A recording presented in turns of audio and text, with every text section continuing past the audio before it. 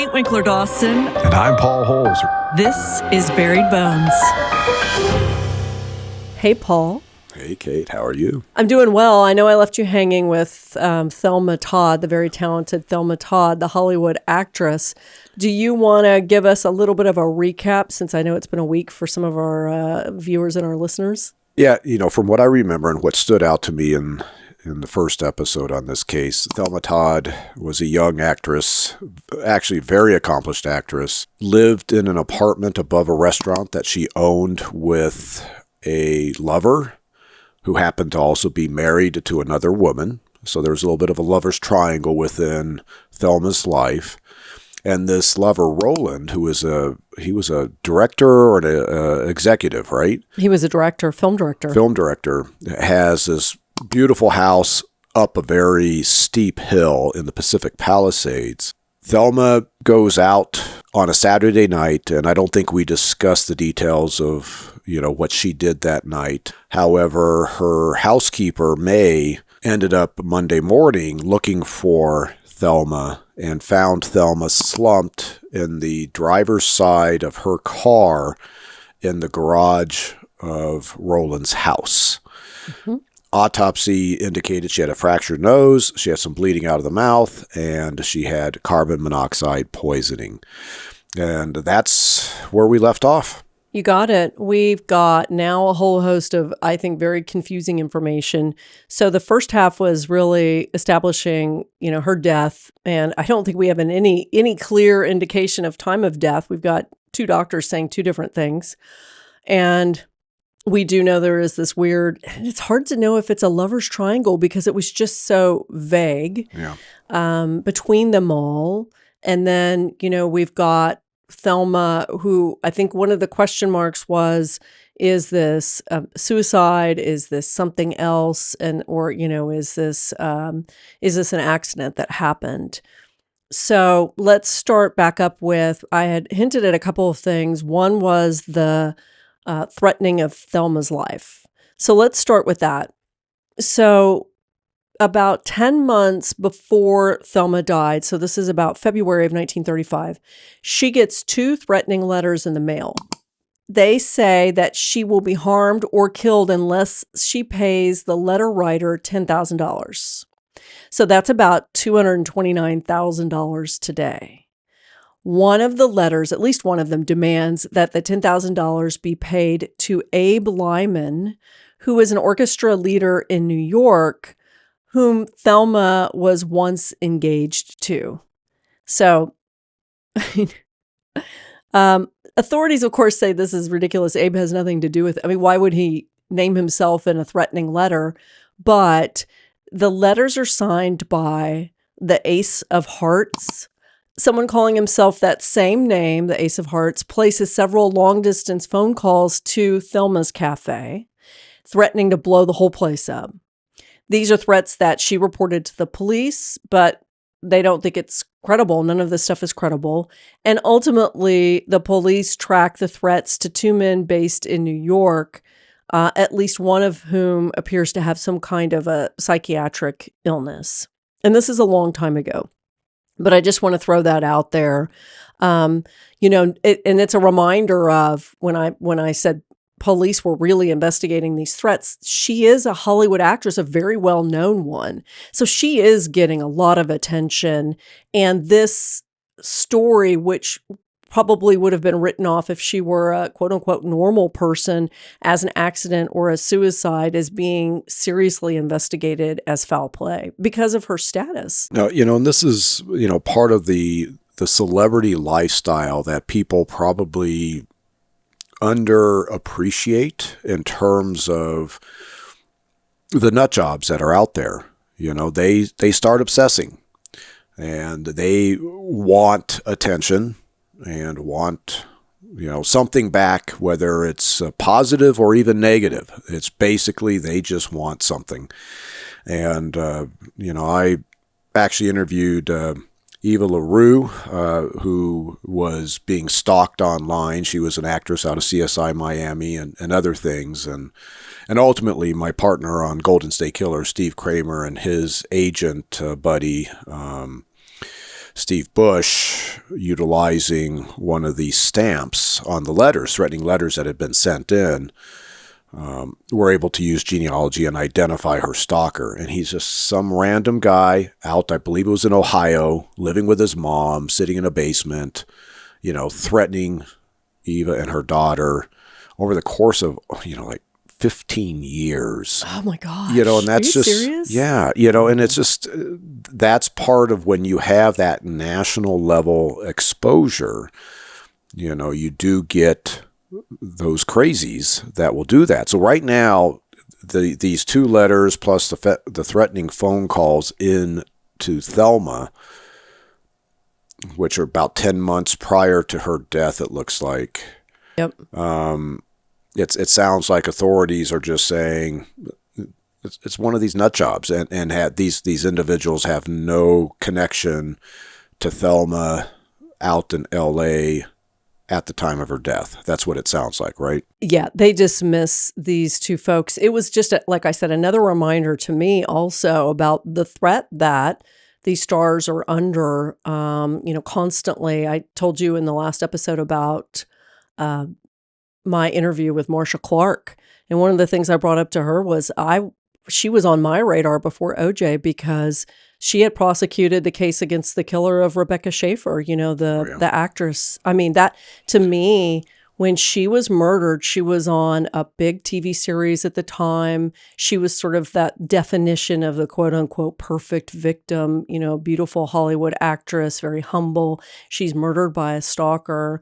And Marcia prosecuted the case and just talked about the wide-ranging impact that had, because that was the first one I really connected to. I mean, I know that we've had, John Lennon. I know we had Ronald Reagan, but this, I don't know, that shook me, that case. Do you remember much about the Rebecca Schaefer case? No, I do. And of course, she just answers a knock on her door, and the offender shoots her. And he was somebody who he had obsessed about her, and at select points, I believe he had reached out to her, didn't get any response. He ended up stalking other female actresses, but then went back and focused on Rebecca Schaefer, and then ultimately, showed up at her front door and just shot her, just killed her, and it's so tragic when you think about it. Here's this young woman whose career is taking off, and she's got this what would probably be an amazing life in front of her, and just to have some random nut job show up and kill you, that's always this risk of when you end up seeking that fame and fortune, will you draw the attention of people that you may not want their attention? Well, luckily, it sounds like for Thelma, these letters stopped. They connected it. It was done. So let's get back to our current timeline. So now I want to talk about the details. We are on Saturday night. It is Saturday night, December 14th. This is the last time people see her. So about 36 hours before May finds Thelma. She is at her restaurant at the cafe working. She leaves around 8 o'clock. She's going to the Trocadero nightclub in Hollywood. There's this dinner that's in her honor because of the films that she's been doing. Roland, the boyfriend, is there, but he left before Thelma. So they kind of crossed paths. And on his way out, he reportedly told Thelma he wants her home by 2 a.m., like a dad, be home by 2 a.m. And she joked back that she'd be back at 2:05. So if you're paying attention to those very last moments where at least publicly they were seen together, it was like playful flirting humor kind of thing. That was the impression that I got. Yeah, so they're not hiding their relationship. No.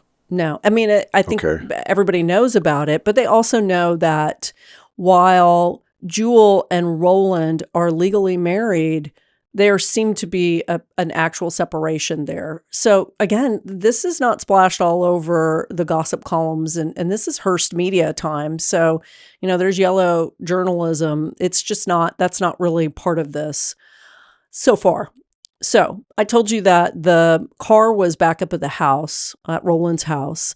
So Thelma had a driver drop her back off at the cafe at 3 a.m. She had sort of requested friends to see her at the cafe Sunday. Like she had joked, let's see how many of you guys actually drag yourself into my cafe on Sunday. And, they took that as an invitation. So they were going to plan to go. So she's at the cafe all the time. I mean, she left at 8 p.m.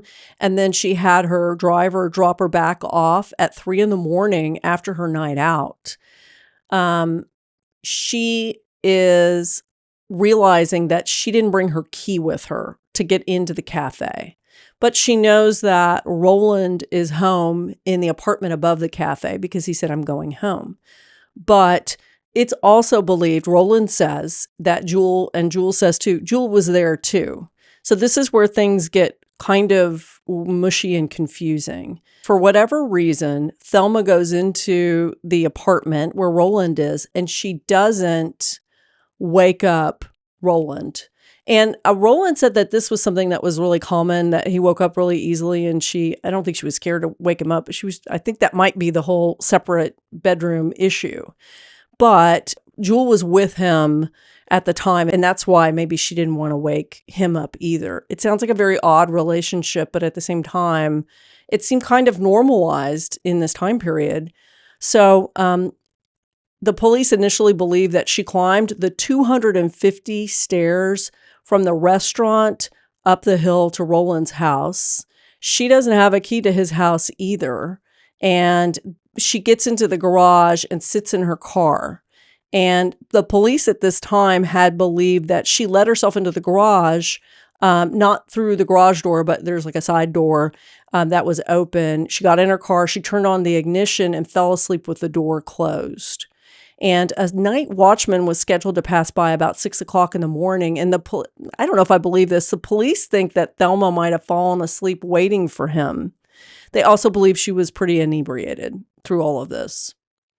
So what do you think of all that? I know that was a lot of information all at once. So they're getting information from the driver that he right. did drop her off at the cafe, the apartment, at 3 a.m. in the morning.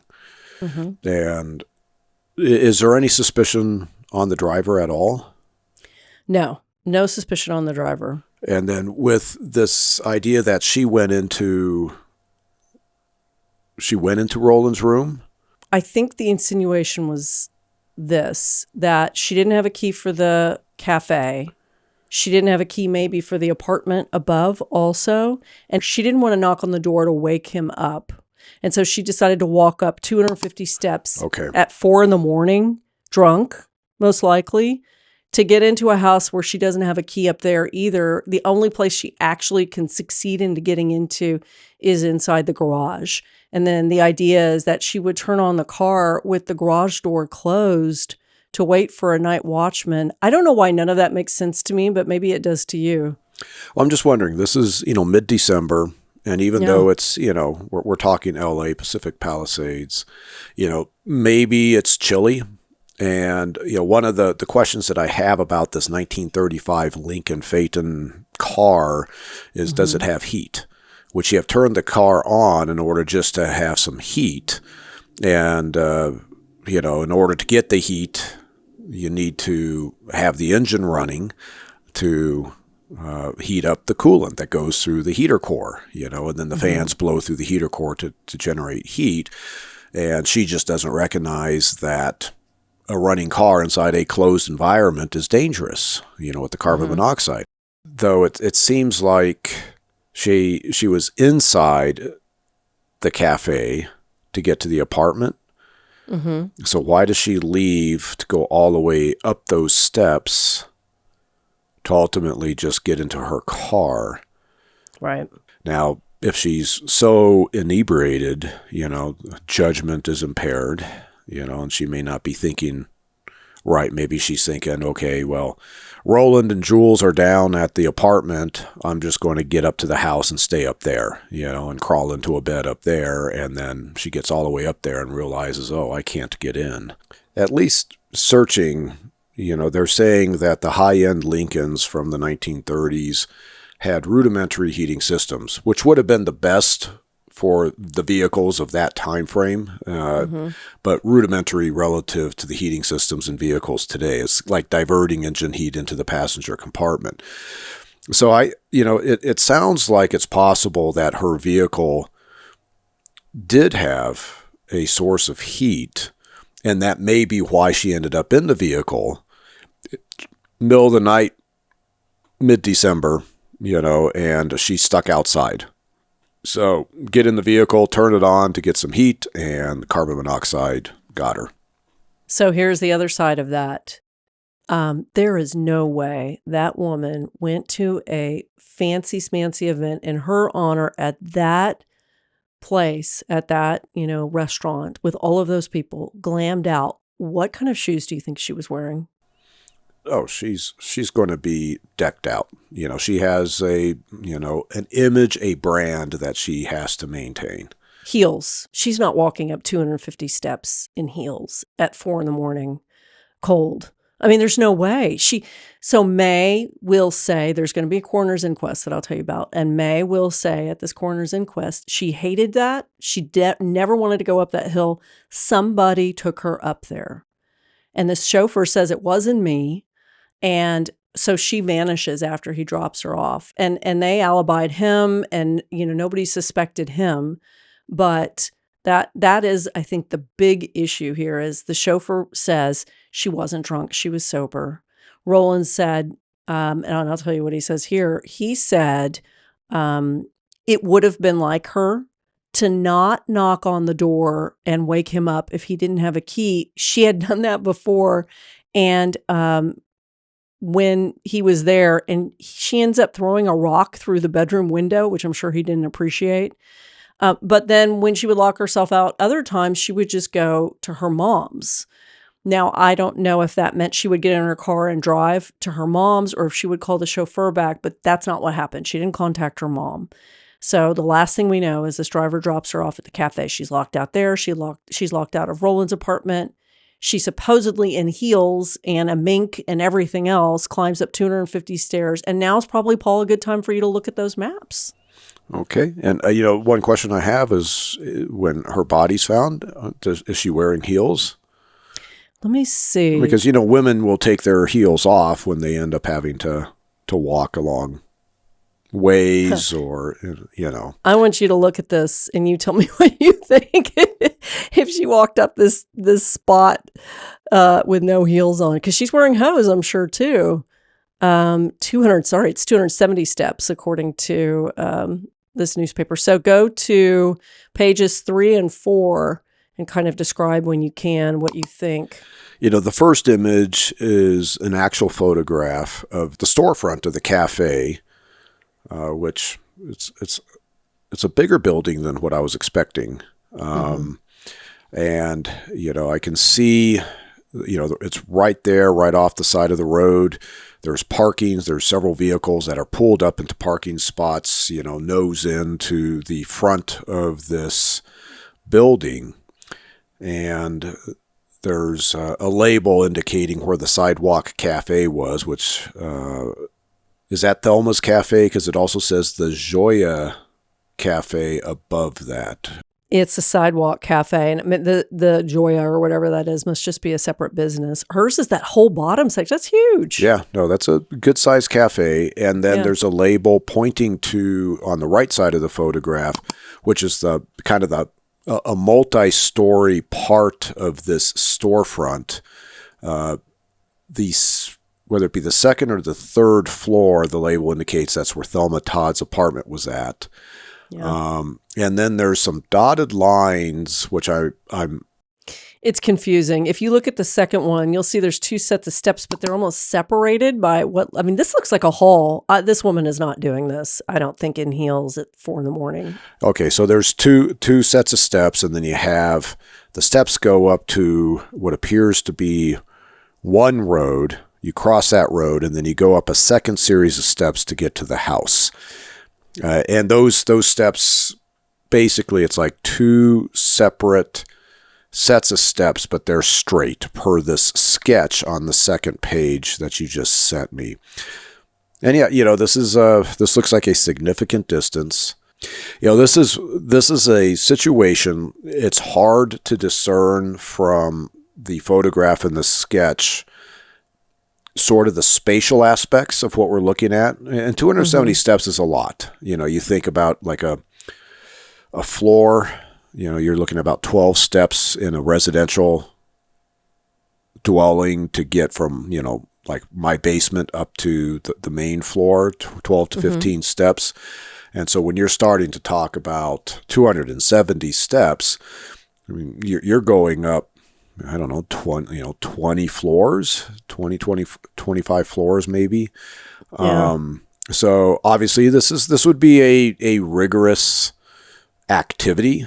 And so I could see where there would be some concerns about Thelma doing these steps in heels. I would think she would take her heels off in order to do that.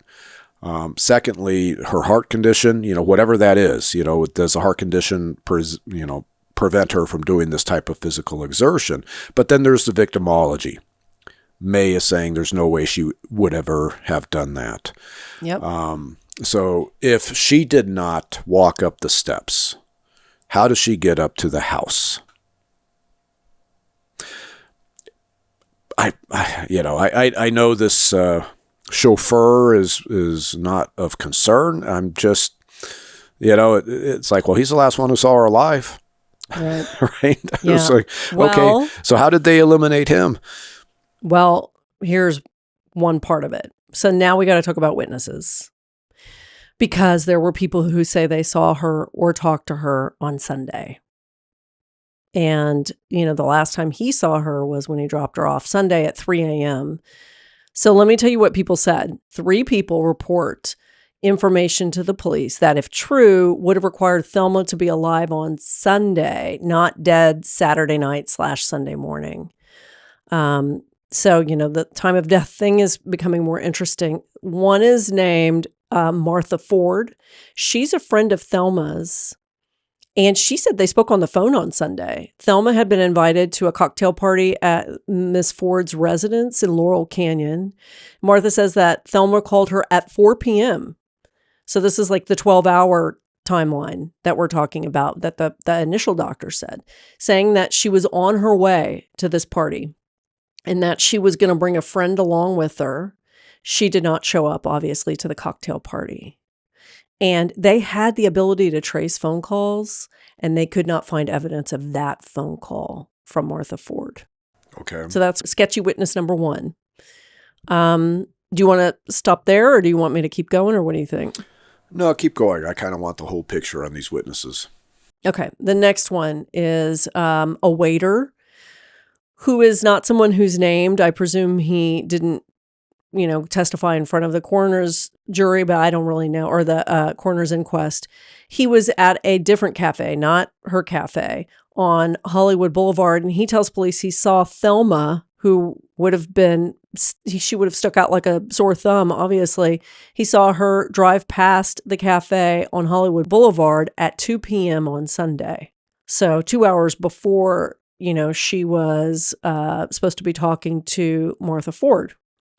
And then kind of the last one is after Thelma's death, a few days later on Wednesday. This is now Jewel. And Jewel 2 days later says she saw Thelma driving somewhere in her car in Hollywood on Sunday. She says that she was with a dark complexioned man. And Jewel later clarifies she can't be certain she saw Thelma, but it was definitely a chocolate brown Lincoln car, which looked identical to Thelma's car. So I don't know what's happening. I mean, I guess take the both ways. Either that Jewel is not involved because there's nothing to be involved with and this was an accident, or something really sketchy is happening. What would Jewel be trying to do in both of those circumstances? Well, the waiter and Jewel, is the victim the one actually driving her own car? Is that their statement? Well, it sounds like, yes, that she had driven her own car. Sometimes she would have a chauffeur, sometimes she wouldn't. So yes, and that she was driving with a dark complexioned man, very vague. From Jewel's statement, I don't know if she was suggesting that the man was driving the car, but she just said she saw Thelma. So the first witness, Martha Ford, who is a friend, Mm-hmm. spoke on the phone at 4 p.m. on Sunday. Mm-hmm. Now, I know you said that they had the capability to trace phone calls, and there is no evidence that that phone call ever occurred. So they say they found no record of any phone call made between Martha and Thelma's cafe or Martha and Thelma's home, so the apartment.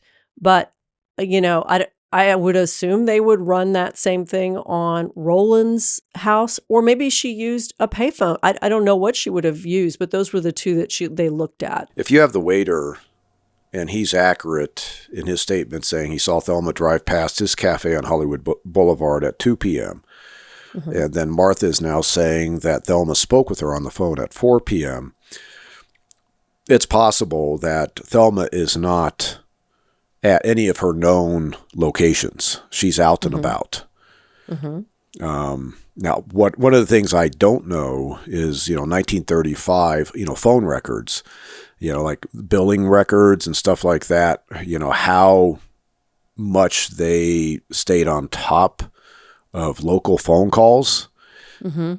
And, I know, going back, it's now decades later in the 1970s that, trying to trace a phone call, let's say like an active phone call, it's a very labor-intensive, quick-moving process within the phone facility itself. Mm-hmm. You got all sorts of relays that they have to end up tracking down while that phone call is going on. That's why, this whole thing, back in the day is that the person on the phone that's issuing threats and you're trying to trace that phone call, there's a clock that's ticking, because when they hang up, boom, these relays just reset. And now you've lost sort of the originating phone number where that phone call came in from. So I'm kind of wondering, how in the 1930s they tracked phone calls, and I'm getting down to, okay, if they're saying that there's no record of a phone call between Thelma and Martha, and I'm assuming Martha said she called Thelma or she was home and Thelma called her, it's one or the other. So they would have who's the originator of the phone call.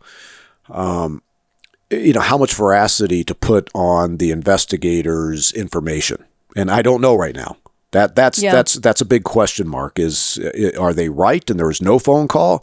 Or is it very possible there was a phone call and they just didn't look in the right place, within the phone tracking system? So that's something that I'm chewing on. This waiter, the waiter is not an associate of the victim. Right. Just recognizes the victim. And this is a high profile case. Mm-hmm. So there's, there is always going to be that question mark of, is the waiter just trying to be helpful, read something in the newspaper, and maybe mistaken identity? You'd think that Thelma's car, would be somewhat unusual, but again, you have a lot of wealthy people that live in this area, so maybe it's not as unusual as I'm assuming. Mm-hmm. And then Jewel's the one that's interesting. My concern with Jewel, of course, is even though it appears that this triangle between her and Roland and Thelma is all out in the open and all on the up and up, if she's calling in and is trying to place Thelma with some unknown man, is she trying to drive a wedge between Thelma and Roland, or is she just being honest? And again, I don't know. All of this is, I think it's all very interesting because you have three different people saying they saw Thelma on Sunday. Mm-hmm. Yet Thelma is found in the clothes that she went to the dinner from Saturday. Mm-hmm. And you have a chauffeur saying he dropped her off at the cafe. And this isn't like Uber, Paul. I mean, this was her regular driver who was on call all the time for her. And he's just pushing her out of the car and driving away? Well, she did not know she didn't have a key until after she got to the door, and she realized she left everything at home, and I'm assuming he was gone already, and she can't make a phone call. So, she went up to the apartment. I had kind of wondered if Jewel was there, which has been insinuated, and she did knock on the door, and Jewel answered, and maybe that's how she caught a ride up there. But of course, Jewel's not copping to anything. I don't know. I just don't trust Jewel. I don't understand any of this. Why would she let somebody? I mean, there's investments everywhere, and it's just seems like an odd relationship. No. I think that, the oddity of the relationship is concerning. Mm-hmm. I think I want more information about the normal routine that the chauffeur does. I can only imagine that the chauffeur, he's not just pulling up and, okay, good night, or, whatever. This sounds, for somebody of Thelma's status, this sounds like a professional driver that likely would escort Thelma to the door or, help her get out of the car. What is the normal routine? And of course, I know you probably don't have that information, so there is, on one hand, the autopsy results, mm-hmm. and her being found slumped in the front seat of her own vehicle inside a closed garage with carbon monoxide poisoning, that suggests accidental. Mm-hmm. But I can see where there's some concern just because there seems to be other suspicious activity going on. There's churn. Mm-hmm. And now it does come down to, okay, what is the likely time of death? Can we eliminate these 3 witnesses on Sunday if we can say that Thelma was truly dead 30 hours versus 12? Yeah, I mean, I think it becomes very complicated because there's so much more information. So the chauffeur's name is Ernest Peters. And he said that she seemed scared, and I was not going to bring this up until now.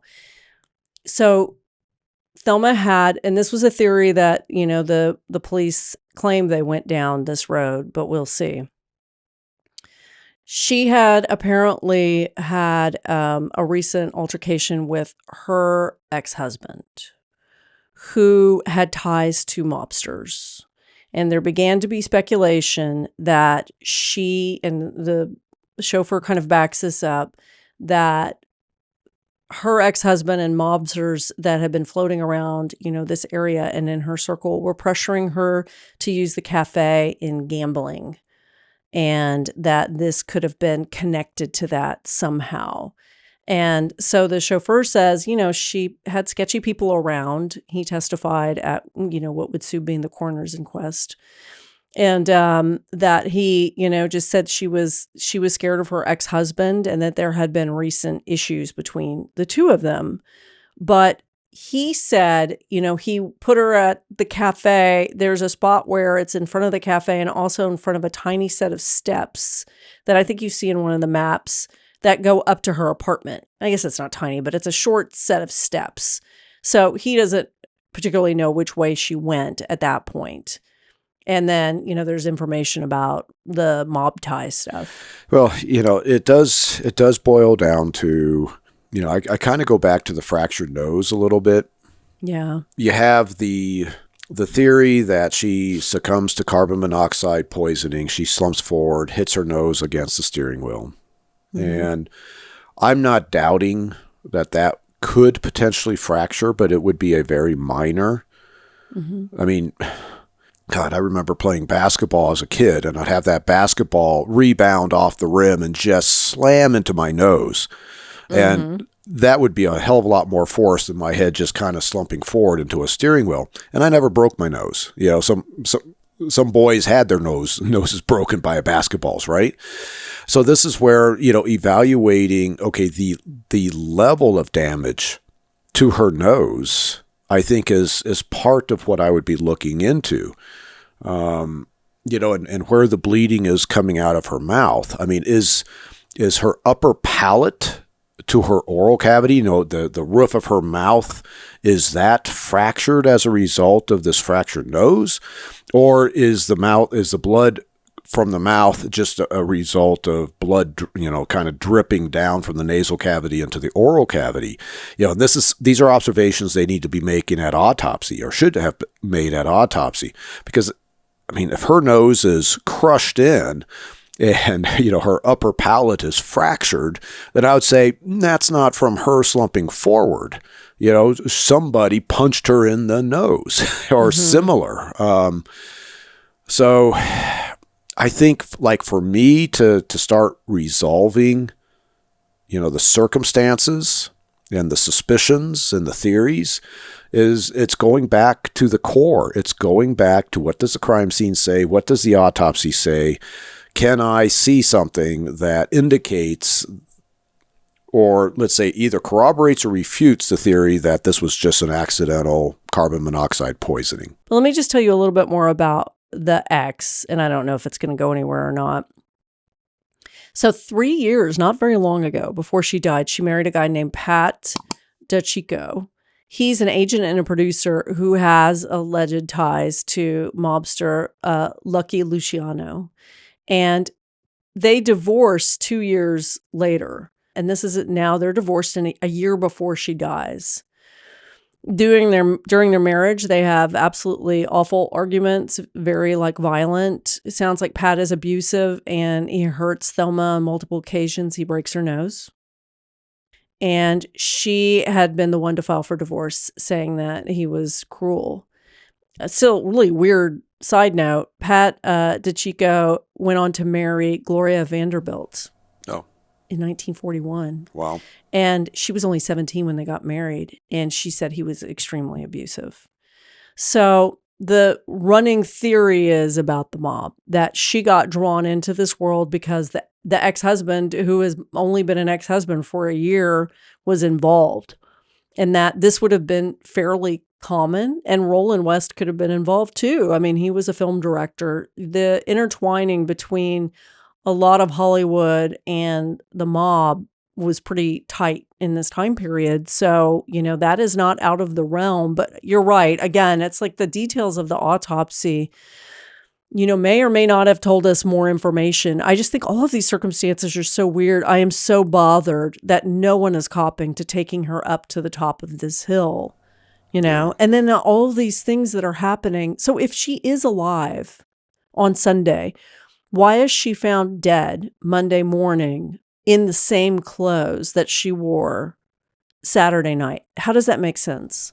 Well, a scenario, let's say she ends up meeting with somebody after she gets dropped off by the chauffeur. And maybe this is a consensual relationship, or maybe she is truly under threat, but never ends up going back home in order to change the next day. Mm-hmm. This ex-husband, Pat, is he a darkly complected guy? Well, I'm just kind of wondering, does he match the description of the man that Jules says she saw the victim driving with? He's very good looking. Okay, so he looks like he could be darker. He looks olive skinned. Oh yeah. Oh yeah. No, yeah. Is that surname like Italian? Yeah, I believe so. Yeah, the thick eyebrows. Looks like he has the full dark head of hair. So he could be, but would she really not know who her ex-husband or her current husband's girlfriend's ex-husband would be? I mean, I don't know. Yeah, that's Jules' statements. Is she intentionally being vague, or does she not get a good look, or is there an associate of, a mob associate of this Pat DeCicco that's now abducted, Thelma, or at least threatening her. This is where when I start evaluating the circumstances of how Thelma died. And if there's an organization like the mob involved, one of the things that I would be doing is reaching out to the experts who have investigated mob homicides and find out, do we have instances of mob connections with a similar type of staged crime scene where they, in essence, get the victim to succumb to carbon monoxide. The fractured nose, let's say, could that have been a punch? Could that have been a significant enough punch to where Thelma is dazed and she's, in essence, put inside this running vehicle inside a closed garage? She has to be breathing. It's not like she's dead and then this is staged to look like, carbon monoxide. She has to be ingesting the carbon monoxide by breathing. So she's still alive inside that garage and taking in the carbon monoxide. So the critical aspect is really assessing the one injury she has. What is the level of violence? Is it consistent with just a mere slump, or is there a greater force being applied? And I would say if there's a greater force being applied and then the blood flows, the blood patterns, does that indicate that there's something suspicious going on? If this fractured nose is significant, I think that aspect in and of itself would push this case from an accidental finding to at least an indeterminate finding in terms of manner of death. 1935, it's possible that they did some photography at the crime scene in the morgue. Pathologist should have written a report, so I'd be interested in getting into the nitty-gritty details of what the pathologist actually found. So this is a photo of her on the autopsy slab. This is from the book Tragic Hollywood, Beautiful, Glamorous, and Still Dead. When cops arrived, they knew they were dealing with a person of means. She was extremely well dressed, the gown, full length, mahogany mink coat. Lots of diamonds, expensive rings. Just as a reminder, if we're looking at the mob connection, she had a lot of jewelry, rosy, cheeks. There were no traces of bruising around her neck, and her nose was not broken, even though it looked like it had been. And it says it has erroneously reported. She did have a loose filling and a slightly bloody lip. A dying camellia was pinned to her party dress. The withering flower had lost its pure white color and was turning pink. So this is saying her nose was not fractured. And that's what the doctor had said initially, but then there were all of these other reports, so. Yeah, well, she's obviously, so I'm looking at, a picture of Thelma. She's laying on her back. She's got the typical neck rest that's used at autopsy that's behind her head. Her upper body is completely covered, so all I can see is pretty much from the jaw up to the top of her head and her hair. I can't tell if she's been autopsied at this point. Her hair may be covering up any incisions to her scalp. Sometimes there's deformation to the forehead, which there may be in this case, but the nose looks pristine. It does not appear that her nose was fractured. There is just a slight discoloration on what appears to possibly be her lower lip. If this is all the damage to her face, then I would say, what, that laceration to her lip, if that's what that is, that's completely consistent with her slumping forward and hitting her mouth on the steering wheel. It appears that she's in the middle of the front seat based on the position. If I'm looking at the top photo right, it looks like she's got this long mink coat on and she's sitting on the bottom, or she was sitting on the bottom of it. And then she ends up collapsing to her left. But what I'm assuming is where her butt is, that looks like it's towards the middle of the front seat of this vehicle. It doesn't look violent to me. No. And there's no space. I mean, it looks pretty tight to me. If she were sitting up, she's pretty close to the steering wheel, and that looks like a imposing steering wheel. I could see how that would knock her tooth loose. Yeah, potentially. But there, this dashboard, there's other features in front of her that if she were to collapse forward, she doesn't necessarily have to collapse into the steering wheel. Like where it appears that she is sitting, it's possible that she just collapsed and hit the front dash. But we also have to consider that as she's succumbing to carbon monoxide, it's not like it's just you're completely lucid one moment and then you're done the next moment. There's a process. It's possible that as she is losing awareness, succumbing to carbon monoxide, she's moving around, right? Yeah. So it's hard to say exactly how she purposely positioned herself inside this vehicle. But right now, I mean, her nose is not fractured. If there's any, I can't see any blood in these photos, but I don't doubt that maybe there's some blood from a minor lip laceration. Right. But this is not, there's no evidence of violence being inflicted on her. So at least from a crime scene and an autopsy standpoint, it's really tough to draw a conclusion that somebody did this to her. Now it's possible, but I am now leaning back towards this is accidental. She succumbed to carbon monoxide poisoning. And, the mystery is, well, how did she get up there and why did she go up there? But I think, if she's just like, well, I'm locked out down here at the cafe in the apartment, I'm going to go up and see if I can get into the house, and she can't get into the house, but she can get into the garage and it's cold and she turns the vehicle on. Right now, I think that's the most compelling theory out there. Yeah. At this point, unless something compelling came up, if the coroners ruled this as accidental carbon monoxide poisoning, I don't have a problem with that. I agree.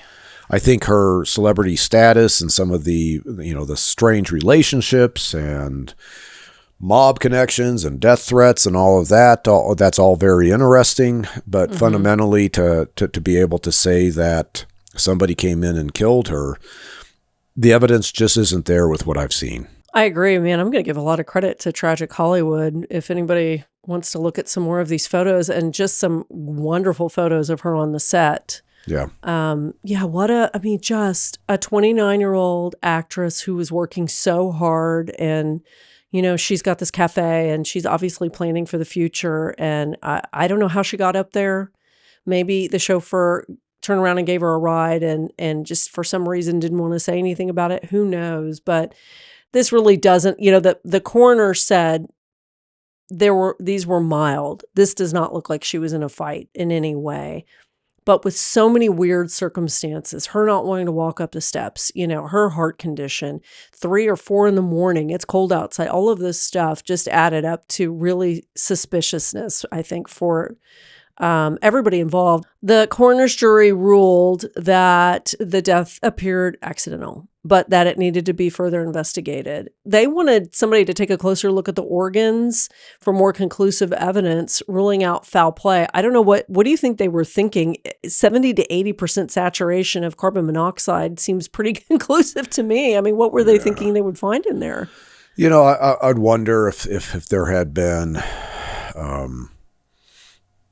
let's say, some punches to her abdomen, which you're not necessarily going to see much on, this compressible part of the body, but some of these internal organs may demonstrate some hemorrhaging or some tissue damage, particularly the liver. that's the only thing I can really think of, and, her state of intoxication would be important. And in 1935, I'm not sure outside of the pathologist, once he cuts into the body and goes, whoa, there's a lot of ethanol, Right. on board. I'm not sure what they were doing in terms of measuring the amount of alcohol somebody had on board. And 1935, a celebrity actress, is she abusing barbiturates? Is she abusing, other recreational drugs at the time? So that could also lead to this kind of mental state to where she is now wandering up the hill, stumbling up the hill, to get to the house where she's doing something that she normally wouldn't do. There are media reports, just in case anybody goes digging around in this story, there were some media reports that there was blood found in Roland and Thelma's apartment. But I mean, those were just media reports, Hearst, yellow journalism stuff. And the police never report any of that. And then, of course, what's always going to come back is she will not have made that climb up those steps, but never say never. I mean, really, if you're motivated, it just never say never. I mean, we can't say conclusively it's unlikely. And I know you talk about that with victimology. It's unlikely, but it doesn't mean that one night she didn't decide to do that. She's drunk and she stumbles her way up. I don't have a problem with that. The chauffeur says she wasn't drunk, but there is a grand jury that convenes on the case for about a month. The grand jury foreman is a guy named George Rochester, and he's kind of a grandstander is what everybody thinks. Even though they already have clear evidence from the autopsy that there's carbon monoxide poisoning, he is insisting that the county chemist analyze her organs for signs of poisoning. And they do, and the report is delayed for about a month, but there's nothing. And wouldn't you think recreational drugs would have popped up on that kind of a report also? This is an era in which the lab's ability to screen for a broad number of substances all at once just didn't exist. They needed to be able to you have an idea on what to look for and then utilize the analytical tools they could to specifically look for maybe a class of compounds if they're lucky. Like there's different types of barbs out there. But generally, I would say that unless they had an idea of what she was recreationally using, it's very possible that they would have missed whatever was in her system. Yeah, I was thinking, I've done cases before where there was a big question of whether or not there was a suicide, specifically one in the 1930s around the corner from my house that I did for a Tenfold More Wicked, where there was a young man and he left the car running, and it was 1935. He left a car running in the garage, and he said, well, I didn't even realize it was running. And, I talked to somebody that said, no, you would realize it's running. It's loud. It's not a soft engine or anything. But, I was thinking, how well educated were they in 1935? Do not close the door, turn on your engine, and let it run. I don't know. I do know that in 2021, when we had in Austin just the most horrific set of snowstorms we've ever had, that's paralyzed the city and it killed a lot of people. And, we were not prepared because we don't get snow down here. Right. Our pipes are close to the surface. Our electrical lines are above ground, and we're just we're not built for that. There were a lot of people, Paul, who would run little generators in the house. Mm-hmm. They were burning lacquered furniture in the house because they didn't know. We didn't know that that's what you're supposed to do. I did not, thank goodness. But so I was just thinking, like, is she likely to know this is a bad idea? The chauffeur is insisting she wasn't drunk, and her friends are not saying she was drunk. So, I don't know. Otherwise, what is the answer? There's no visible injuries really on her. If somebody locked her in the car and then turned on the gas, she would have been scraping and clawing and breaking glass and trying to get out. It just doesn't make sense unless she truly didn't know that this was a bad idea, trying to get warm this way. And I lean probably a majority of the population, particularly back in 1935, probably weren't educated to the dangers of car exhaust and the carbon monoxide poisoning. So I'm not surprised at all, that, she got into a vehicle, turned it on inside an enclosed garage. That and the reason that she turned the vehicle on, from my perspective, is she just wanted to be warm that night. Yeah. She's in a mink coat, so that kind of suggests that it was chilly. I still don't understand all of these eyewitnesses and Martha Ford and all of this. I don't get it. I don't get it. And she's famous. This is not just a normal person, a normal, beautiful blonde walking down the street. But, I think you're right. I know you all often will go just back to the physical evidence, not eyewitness testimony. And victimology is important, but sometimes shit happens and people change up what they're doing, and you wouldn't expect it, but they do. But really, there doesn't seem to be any kind of real trauma when you look at it. So, of course, we'll never know, but this is a pretty big mystery. This is one of those mysteries in Hollywood. It's not Black Dahlia quite, but it's still important. This is a woman who obviously was working very hard. She had a lot of promise. These films are so fun that she put out, and she just could have just accelerated. Maybe she would get married and, have a lot of things that were fulfilling to her. And it's just awful that this is the way. It sounds like just a lack of knowledge, not knowing anything about this. I'm sure this did happen often, Sure. Well, after this, I think I'm going to have to go and watch something on Thelma Todd. What did I look at? That was fun. There were a bunch of them, but I think it was the Tin Man. Yeah, it was the Tin Man, and it was cute. It was very Lucille. Okay. There's actually on that website, there are some cute, there are nice headshots of her with her co-star where they're very Lucy and Ethel before Lucy and Ethel. So very cool. I like that. Yeah, I like telling stories about women. It's sad, particularly with Thelma Todd, that she died, but it's nice to see a woman who has a lot of independence and control. And it's nice, even though it ends badly, it's nice to be able to say these women have been here working so hard for so long. It's just good to see an example of it. Sure. Well, I really appreciate you bringing this case to me. You're welcome. I can pretty much guarantee we're not talking about Hollywood next week. Okay. I'm not even pretty much. I can say definitely we're not going to do another Hollywood story. It just took about 6 months off me trying to figure this out. But we will have another compelling case next week. I'm looking forward to it. Me too. Thanks, Paul. All right. Thanks, Kate.